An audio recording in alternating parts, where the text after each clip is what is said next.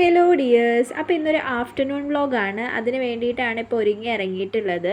അപ്പോൾ ആദ്യം തന്നെ നാട്ടിലുള്ള ഒരു സൂപ്പർ മാർക്കറ്റിൽ പോകണം. അതിനുശേഷം നമ്മൾ തറവാട്ടിലോട്ട് പോകുന്നുണ്ട്. അപ്പോൾ ഉച്ചയ്ക്ക് ലഞ്ചൊക്കെ അവിടെ നിന്നാണ് കഴിക്കുന്നത്. അപ്പോൾ എനിക്ക് ആവശ്യമുള്ള ഹോം ഐറ്റംസും കിച്ചൺ ഐറ്റംസൊക്കെ ഞാൻ ഇവിടെ തന്നെയാണ് വാങ്ങാറുള്ളത്. അപ്പോൾ ഇന്ന് കുറച്ച് സാധനങ്ങൾ കിച്ചണിൽ തീർന്നിട്ടുണ്ടായിരുന്നു. അപ്പോൾ അതെല്ലാം കൂടെ ഒന്ന് വാങ്ങാമെന്ന് വിചാരിച്ചു.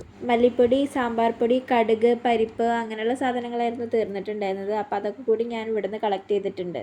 പിന്നെ നമുക്കിതിന് ശേഷം പച്ചക്കറി കടയിലോട്ടും കൂടെ ഒന്ന് പോകണം. നമുക്ക് പച്ചക്കറിയും ഏകദേശം തീർന്നിട്ടുണ്ടായിരുന്നു. അപ്പോൾ അതെല്ലാം കൂടി ഒന്ന് വാങ്ങിക്കണം. ഞാനങ്ങനെ വീക്കിലി മന്ത്ലി ഒന്നുമല്ല വാങ്ങാറ്. നാളേക്ക് എന്തൊക്കെയാണ് ഉണ്ടാക്കേണ്ടത് തലേദിവസം വാങ്ങി വെക്കാറാണ് പതിവ്. ഈ പൊടി ഐറ്റംസ്, പരിപ്പ് അങ്ങനെയുള്ളതൊക്കെ സ്റ്റോക്ക് ചെയ്ത് വെക്കാറുള്ളൂ.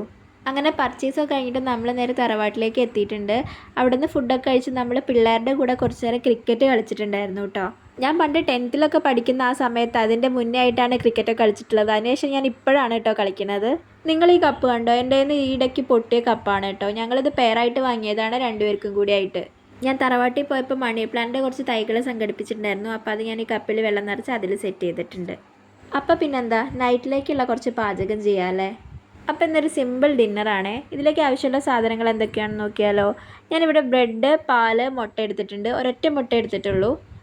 പിന്നെ ചിക്കു എടുത്തിട്ടുണ്ട് 3 എണ്ണം.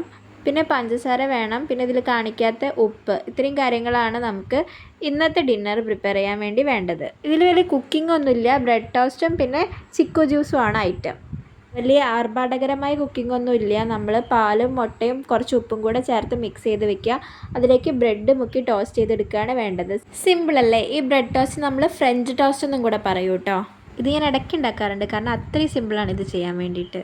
പിന്നെ നമ്മുടെ ഗ്യാസിൻ്റെ ഫ്ലെയിം എപ്പോഴും ഒരു മീഡിയം ടു ലോയിലിടാൻ ശ്രമിക്കുക, അല്ലെങ്കിൽ ഇത് കരിഞ്ഞു പോകും. കാരണം നമ്മൾ യൂസ് ചെയ്യുന്നത് മുട്ടയും പാലും ആണ്. മുട്ടയും പെട്ടെന്ന് കരിഞ്ഞു പോകും, പാലും പെട്ടെന്ന് കരിഞ്ഞു പോകും. ഒരു 2 മിനിറ്റൊക്കെ കുക്കിംഗ് ടൈം എടുക്കുള്ളൂ. അപ്പം നിങ്ങൾ ശ്രദ്ധിച്ച് വേണം ചെയ്യാൻ വേണ്ടിയിട്ട്. കരിഞ്ഞു പോകരുത്. കരിഞ്ഞു പോയാൽ ടേസ്റ്റ് മൊത്തം പോവും.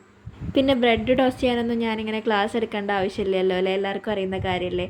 അപ്പോൾ എന്തായാലും മറ്റൊരു വീഡിയോ ആയിട്ട് കാണാം. അതുവരേക്കും ടേക്ക് കെയർ, ബൈ.